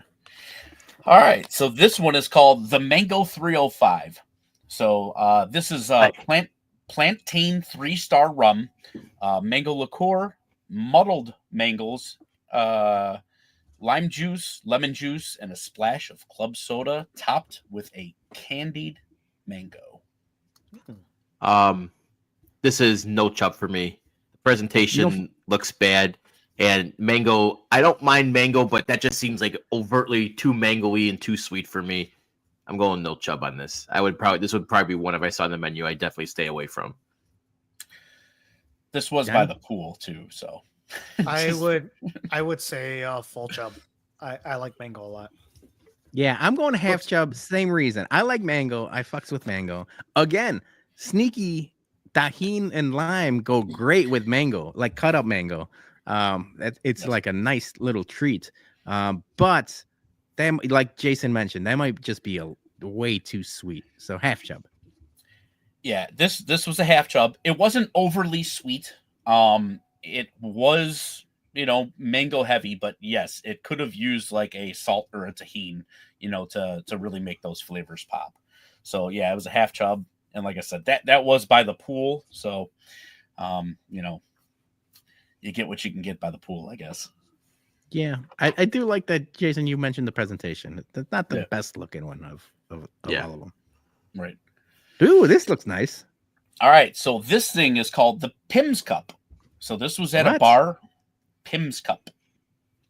So this was at a bar called Latitudes, and what it was drinks from around the world. So you're going to find a lot of drinks around the world. This one was from the 1840s from Great Britain, but it's also wildly popular in New Orleans. It's Pim's No. 1, fresh lemonade, muddled cucumber, splash of lemon lime soda. And just so you guys know, Pim's is like a gin-based liquor. I'm gonna go half on this one because I'm curious. I'll be curious to try it, but like the rest of the ingredients just seem overtly too simple, and I guess that's probably why it's from the 1840s. I feel like nothing else existed back then. Yeah, it looks fine, but I'd probably say half chub on this. I'm gonna go no chub. I'm not big on gin. I don't mind gin, but it's got to be almost like if I'm doing like just seltzer or club soda or something like really plain. I don't like gin when it's mixed with, you just mentioned lemonade and lemon lime soda. That almost sounds better with like a vodka drink. If you do like a vodka with lemonade and lemon lime soda, that I would mess with. Yeah, but this thing, I don't like the olden times, and I don't like England, so no chub. This was a full chub. This was Damn. literally my favorite drink the whole trip. Wow. Really? What was the flavor profile? So it did not come off as gin, and I was surprised when I actually asked them what it was. What this tasted like a Arnold Palmer mixed with a little bit of cucumber. It just had that Arizona Arnold Palmer. This thing was, this thing would be perfect on the golf course. I don't golf, right, but this thing would be a banger on the golf course. So we have like a bartender follow you in the golf cart, just shaking drinks, and here you go, sir. Right, exactly, perfect. I mean, that is perfection. Are you selling me on this? And we might have to run this back. Maybe have HBIC try it. Try to recreate one of these. 100% want to make these. 100%. Okay, cool. All right. So now this thing's from Brazil, and I'm gonna butcher the crap out of this. Caipirinha? Huh? Yes. Caipirinha? Yes, Caipirinha. I have full chub. It's you sold me a Caipirinha. It's I can't even pronounce the thing. It's like Sol Kai. I don't know. I can't say it. Come on, give it a better try than that. Kashaka.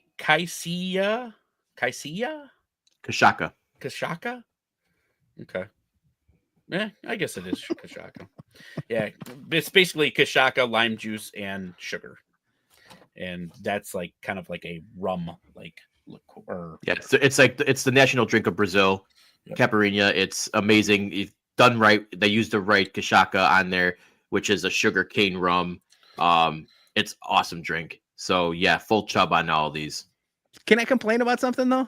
It sounds great. I would order. The problem with a cocktail in this type of glass, I'd be inclined to order like 15 of them because you just down them so fast. Like that's my problem with like old fashions or Manhattans is like they come in the little cocktail glass and like half of it's mostly ice. So then I'm running through these things every 5 minutes, and next thing you know, I'm sleeping. So maybe that's a me problem, not a drink problem. Yeah, Johnny. I don't know what the capybara drink or whatever that you said. But this does look good. So I'm gonna just say half chub because I don't know what that Capricorn drink which you said was. It's called a Caipirinha. It's Kashaka. I was close. It's Brazilian sugarcane rum. God bless you. Yes. I would say that was like half to 3/4 chubs. Just in the simple fact that I couldn't have too many of them because I think the lime would get to me acidic wise. But it was good. Good to try. Looks great. All right, so this is the last one. All right, this is the last one. Last one of part. We're making this like a 3-part series. Yeah, could easily. This is part 1, right? Yep, okay. This is part 1. So this was at the Japanese Mexican fusion restaurant. Okay. Ooh, that was also where I learned about Caipirinhas and Kashaka. If you guys remember back in the day, Sushi Sambario, which was Japanese and South American, Central American fusion, Latin fusion, and they had that was one of my favorite restaurants to go to, and I'm already thinking this is full chub without even saying anything. So this is called the Chabang Rita because that was the name of the restaurant, Chabang. So Don Julio Blanco, Mezu lemongrass, soy crew, which is basically like it's like water lemongrass liqueur, blood orange agave, hint of watermelon and lime juice. Yes, I would. I'm only knocking it down 3/4 just because they could have worked in the presentation to make this a little more fancier. Looks like it's way loaded with ice on that. You could have easily just done one singular square cube to make it look way more presentable, and maybe you have like the pinkish color. Just need a little bit of garnish. Even if you take like the nipple off of a lime and you throw it, and you throw it on there, like that would make it a lot more presentable than just dumping it into a rocks glass with a bunch of ice. So I would drink the fuck out of it, but I would be like, you guys need to work on your presentation. I'm gonna go full chub. Just everything you just mentioned is really good.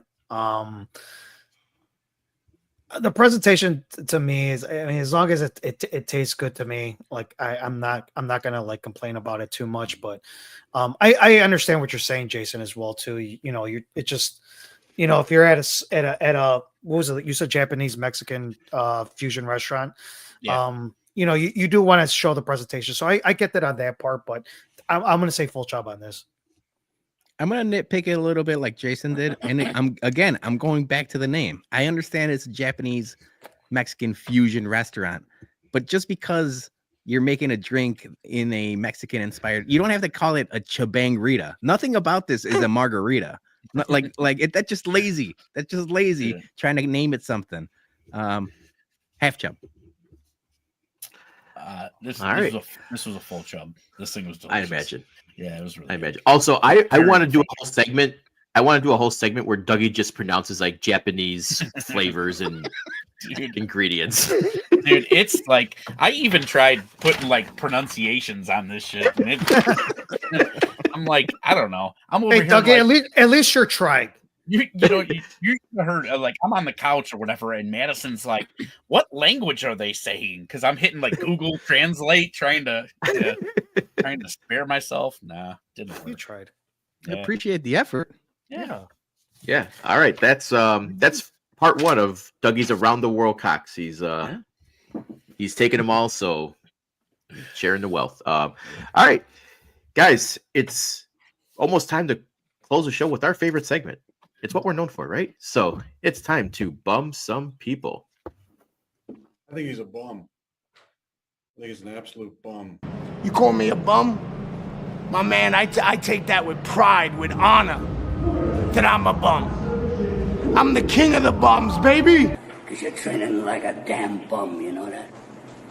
Bum. A bum. Bum. All right, let's get to our listener What a Bums and MVBs. First up, we have Gordo, MVB, Sandy, Julie, the Bums, Joey P for setting up a get-together on Saturday, and everyone who came out. Thank you for everything.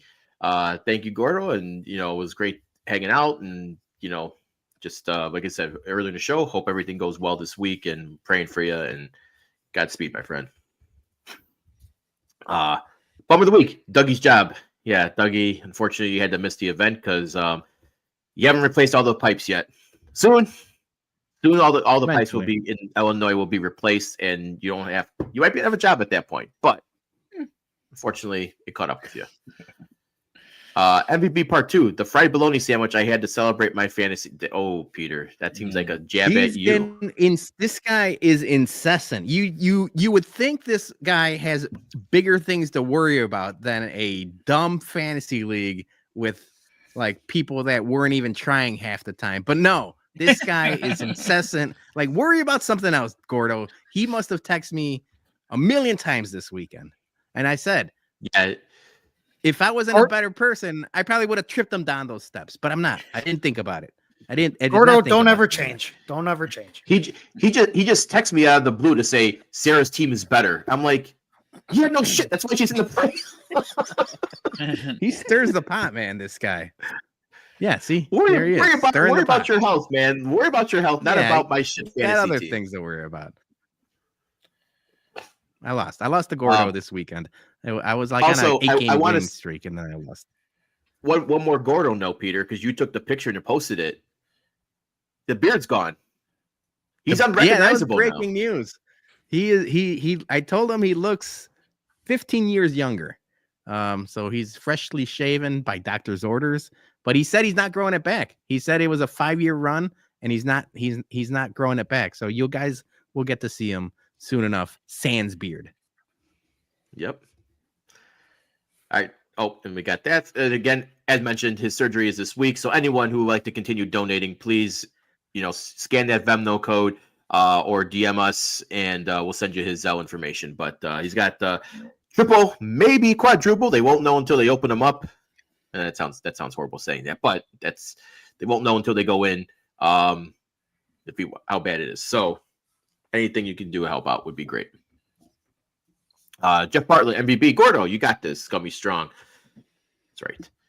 Yumper, MVB, Sandy, and Joey P for their hospitality. Yeah, Joey P's got the party basement. Bum, George McCaskey. Yep. Mm-hmm. I hope that's an evergreen the other day. Evergreen bum. It is official. It is quadruple bypass.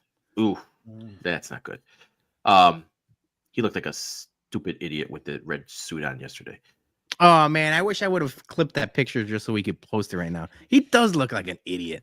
That guy's like a doofus. I mean, that guy's borderline. You know what, George McCaskey, you need the full service. George McCaskey, you're probably like 70 years old, 75 years old at this point. How could you be that fucking old and still look like a mama's boy? He looks like he's going to school, like, private school, all prim and proper with his dumb fucking collars and everything else. Like, what the fuck, man? Like, I bet all those clothes are from Kmart. Yeah, no. Do you remember like school bells where you used to get your private school uniforms from? That motherfucker's still the only adult shopping. He probably still gets his slacks at school bells. Hey George, good seeing you again. Nerd. Fucking all right, let's keep it going back. Joey P, bum of the week. Football teams with bad offensive lines. Yep, Bears are infinity bad. Going on many years now with no fixes in the offensive line. MVB, our guy Gordo, you got an army behind you. Yes, you do.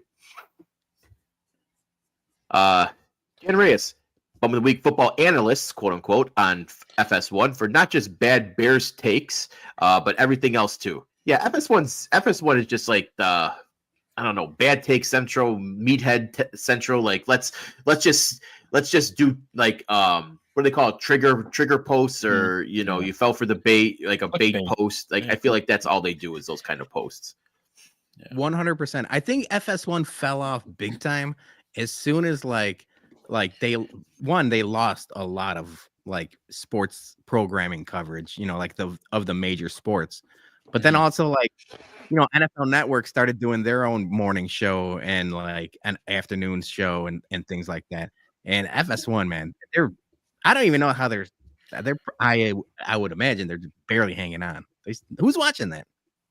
No. Yeah.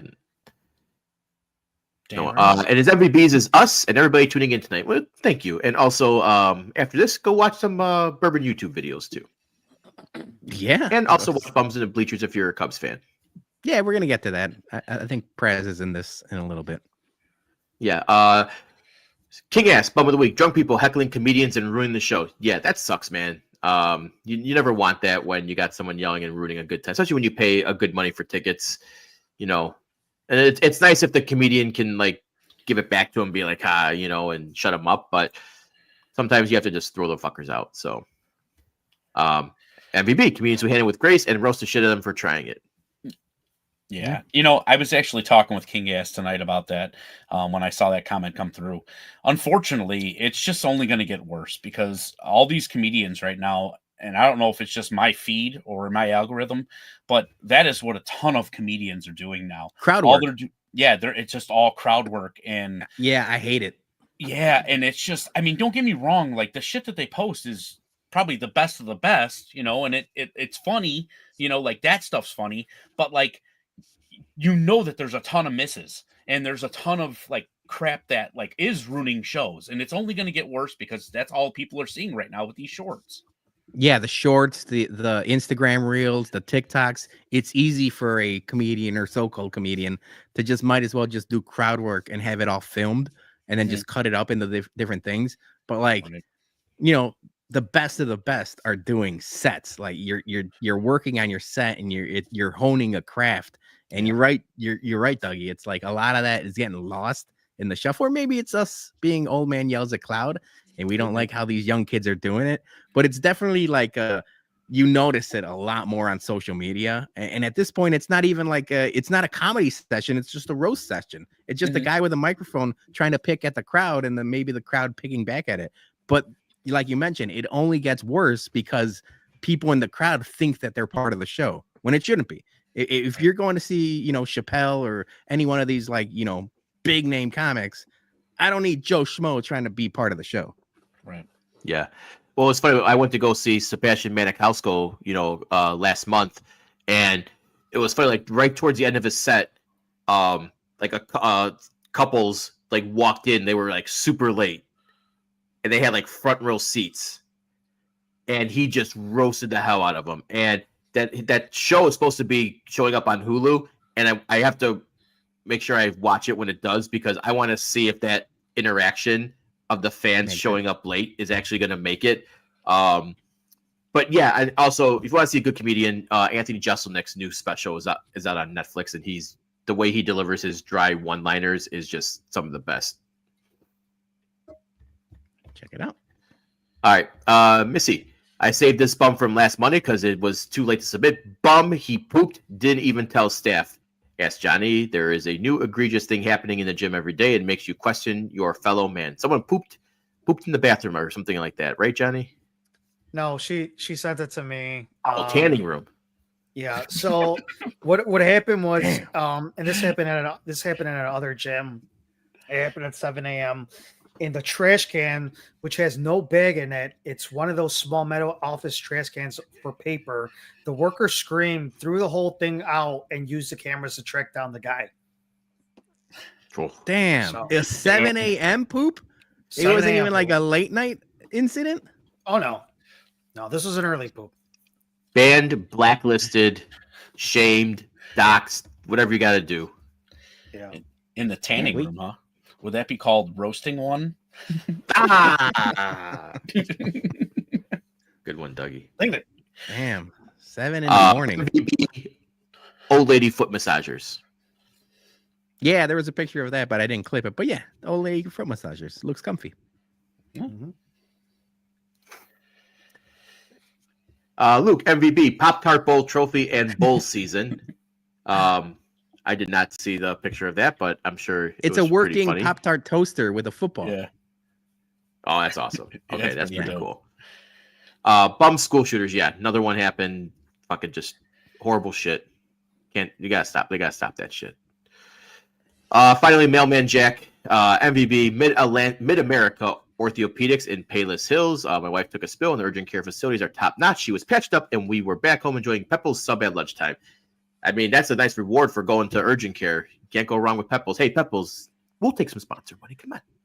Yeah, Peppos. Let's talk soon. But yeah, dude, obviously we're hoping for Miss Mailman Jack, Lady Mailman Jack. Hopefully she's on the mend and doing well and on the road to recovery. But if you ever, have to go back to a couple appointments, checkups, if you will, I'm right down the street, Jack, and I'm off of work for the foreseeable future. I would like to get a Peppo sub with you. That's very nice. Luke says he sent it to me and Peter in a text on Sunday. I had, hey, hand up. I'm sorry. I had some friends over on Sunday I haven't seen in a while. We were talking, catching up, and then I just got a little too drunk on Sunday, and they got a little lost for me. Is that what it is? Or maybe just ignoring text like you did to my man Dougie Fresh today? Oh, that one never came through. So, and bum of the week, Prez's mail piled up and hanging on the wall behind him. I mean, I hope those aren't Christmas cards, man. It looks like there's a couple up there. Look at these. Like you can't see my cursor, but there's a couple up there that look like mailman or like bills too. Christmas Gotta pay them bills too, man. Gotta pay them bills. Yeah, I like that. One, if you guys know a Cubs fan in your life, Bums in the Bleachers are back. They broke down some big news going on the north side of town. So I appreciate Praz cutting a promo like we do, to promote the shows before the show starts. But that's just something that happens. Whenever you record a video at your house, you always got these internet guys. And I'm looking at Jer, maybe even Mailman Jack or anyone else, the comments and the replies. They're always looking for something to nitpick and zoom in on and kind of make fun of. And my man Praz caught it with his mail from a mailman. Yep. All right. I'm gonna piggyback, and I'm gonna start our listener bums and MVBs first. I got a bunch of them. So my first bum is Praz again. We're gonna run the Praz bum train because Bums of the Bleachers. Praz is getting bummed again. Yeah. The dude he got a little too rambunctious. He tweeted this out, his matchup, and said, "Congratulations! Yes. It's safe to assume that this matchup is over. It's time to call this one as a victory for me. Good game, Sarah James." And then as soon as he hit send, that was the result. James Conner, Mike Evans. Yeah, James Conner, Mike Evans, and I forgot the other player she has, but put up a good solid hundo points for her, and Praz just got a big old goose egg from Amari Cooper. So bum of the week for Praz for just being a little. You gotta wait, my man. You gotta wait before you do the trash talking in fantasy. You never know who's gonna get an injury or who's gonna pop off for 200 yards and 3 touchdowns. You gotta wait, and it just made me laugh that you gotta turn around on him. The thing that stood out to me, not about the matchup, but about you. You're defending your wife, whether it be online or because of fantasy football and stuff. Yeah. You're more online than she is, obviously, like we all are. Yeah. You went aggressive, but I didn't say anything because you kind of have to meet hostility with hostility. You just went straight quote tweet, "Suck a dick, Praz." I was like, hey, I had a few drinks in me at the time, but also I had to drop the Will Smith meme. Keep my wife's name out your fucking mouth. So, had to defend my wife's honor. Whether it be personal life or fantasy football. I got nothing to cheer for, man. My fantasy dreams are done, so I'm living vicariously through my wife now. Like she's got what I was gonna say next week. You claim it as defending your wife's honor, which is true. You're the one clapping back, but her team speaks for itself. I don't think she needs any defending. She's been top 4 the entire season. Like she's got a good team. Yeah. In contention for winning it all. I think the points speak for themselves. Yep. All right. Second bum of the week, the Chargers. They absolutely fucking killed me on a 14-leg plus 25,000 parlay, and that big fucking red dot in the middle is the only loss because they could not beat the Tampa Bay Buccaneers, even though they were favored at home. I have to kind of bum myself for not learning that the Chargers are always going to do the opposite of how you bet them. It's a tale as old as time. Whenever you bet them, whenever you need them in confidence pools and money lines, whatever, they just do. They don't come through for you. So I have to make that's on me. I got to make sure I don't keep them in going forward. I don't care if they're playing the Raiders or anything like that. You got to keep them out. But that was a nice little payday that was supposed to be coming my way that just got killed by halftime. So bum of the week Chargers for that. I know, Peter. Man. They get you. No comment. They get you. Final bum of the week is Roger Goodell. It came out like last week that Jay-Z had the allegations with P. Diddy and all that, and I'm not going to go into because they're pretty horrific. But Roger Goodell, again, he's got rules for different sets of people, and he said that the partnership is not going to change anything with Jay-Z during these allegations at this time. Which, if that was any NFL player, getting accused of stuff. They're suspended for fucking indefinite. They can't play. They can't get paid. Whatever. But because Jay-Z's, big media guy, mogul, whatever, that's okay. He's got the money for the NFL, so we're not gonna do anything to that partnership. But yeah, go fucking suck a dick, Goodell, for the way you cherry pick how you want to do your punishments, suspensions. Maybe Goodell was at the parties. Yeah, maybe. Allegedly, Dougie. SPF says head for shave. I'm actually SPF. I'm actually. This is coming off immediately after the show today. So if you want, I'll DM you a pic, and then you can pee on it. He probably wants to do a tribute on me. That could probably serve me.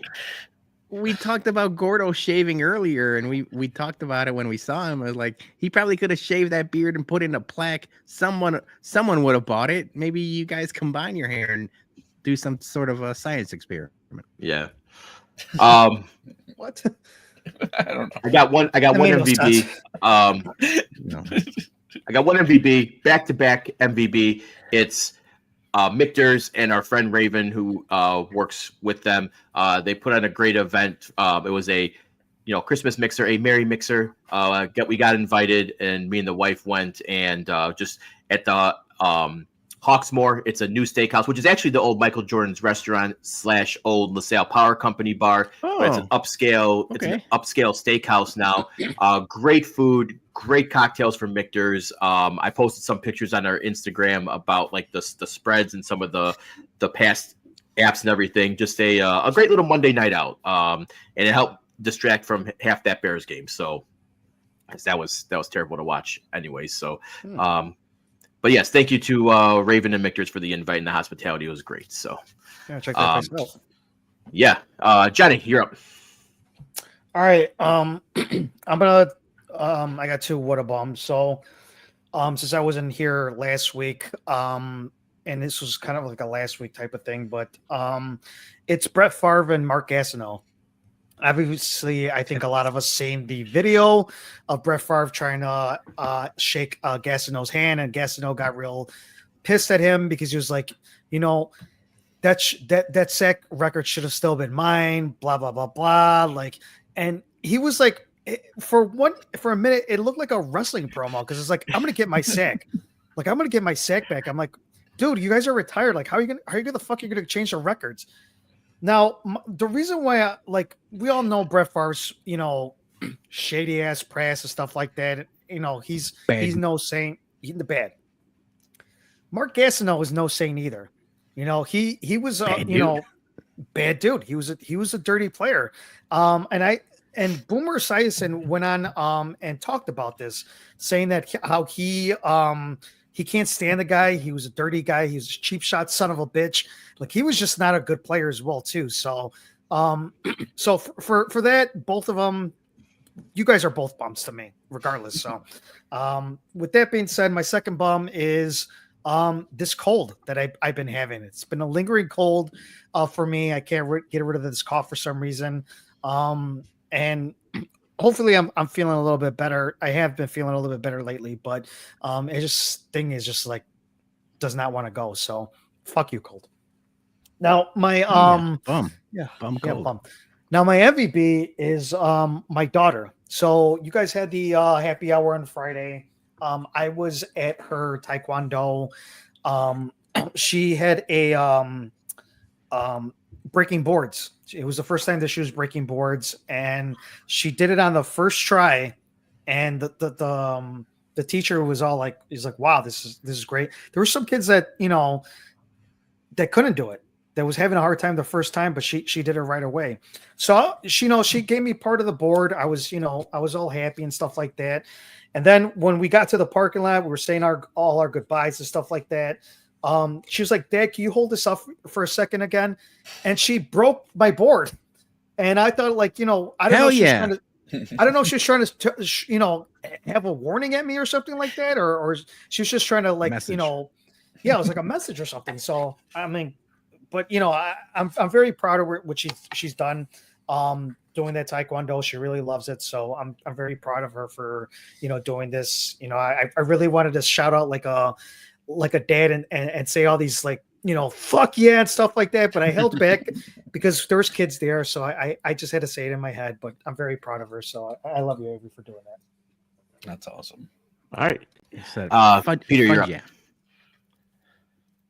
up. Quick MVB. We talked about it. There's a lot of people in the comments, but Sandy and Joey, they hosted the evening out with Gordo, and it was awesome. Like, they couldn't have been better hosts. They had, drinks and everything for everyone, and it was an awesome time. But they made it's not even reservations because you can't make reservations, but they got there early to put our name down at Vito and Nick's, the infamous, all like, legendary pizza of Vito and Nick's. And I'll tell you what, I've been thinking about that pizza ever since. That pizza was so goddamn good. The cracker thin, slices, the sausage, the sauce. I love it. So my MVP not only is Sandy and Joey, it's Vito and Nick's. I'm probably going to order it. We're going to do Pizza Fridays. I'm probably going to order it because I realized it's far, but it's not far enough to where it wouldn't travel well to bring it back home. It's They about come like out piping hot. They come out piping hot from that oven. That's what everyone said. It's like they come out so hot out of the oven. You're going to need to wait a while anyway. And I'm without traffic, right around 20 minutes away. So I'm like, I think I'm still good to make it straight down Southwest Highway and start ordering from Vito and Nick's. So that's what I'm going to do. I'm going to start ordering from Vito and Nick's. It was a delicious pie. Good.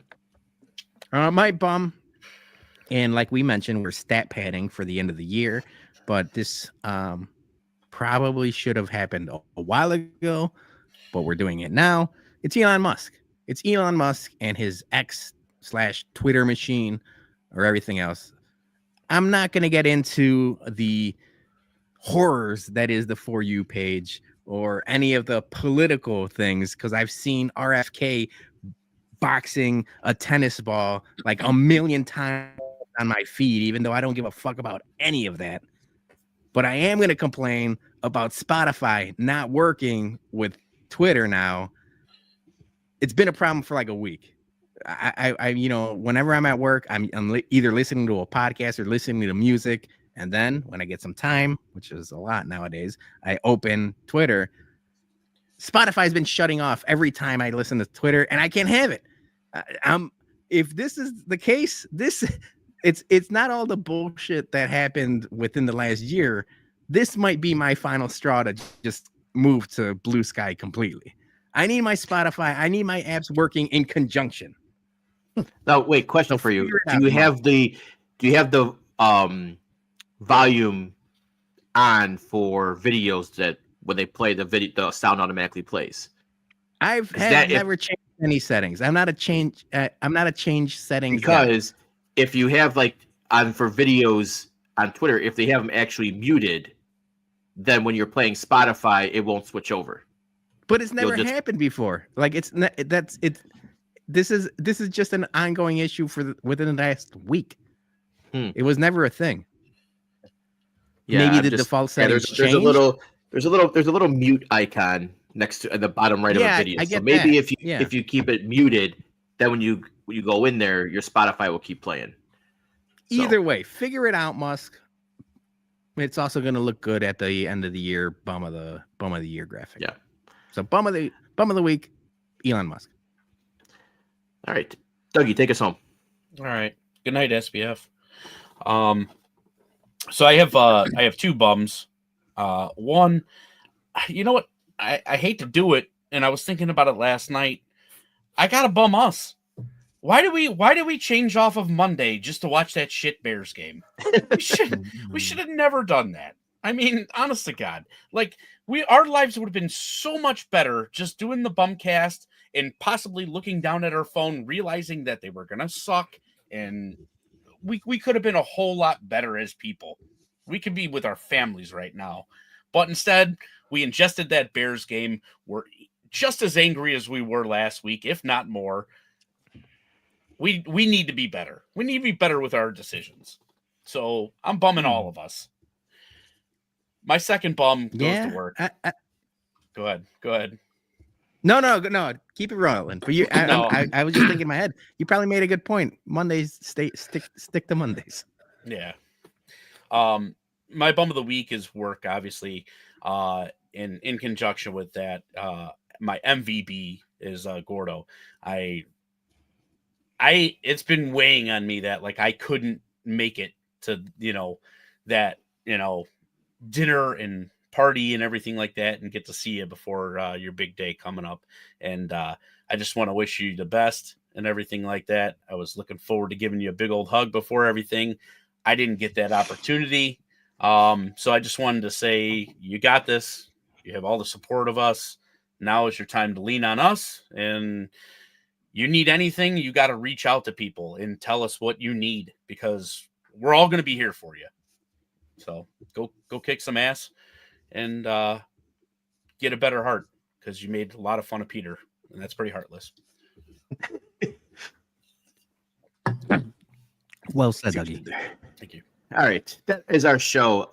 But real quick, we'll be back next week for our Christmas show, and we're going to be bringing back Royal Rumble, and then also, as mentioned at the beginning of the show, our Blackhawks watch party now has a Blackhawks party package. So for $25, you can get 12-ounce craft beers from Puck Drop all the way to 1 hour after the end of the game. It's the deal of the century. Don't sleep on this. Thank you to those who've already RSVP'd. If you've already have it, as mentioned before, go back. You have to go back in the link. You can find a pin in our Twitter page. Buy the package. It's an add-on. And if you're new, you're RSVPing for the first time, you have to do the RSVP, which is free, and then buy the additional package as well. So we'll be putting that out more on the interwebs this week. But yes, thank you to everyone who likes, commented, shared, super chatted us. We'll be back next Monday, same time, regular place. And to that, guys, have a great week. Have a great weekend. Merry Christmas to it's next week too. But happy holidays, Merry Christmas, all that good stuff. We'll see you soon. Peace. Yeah.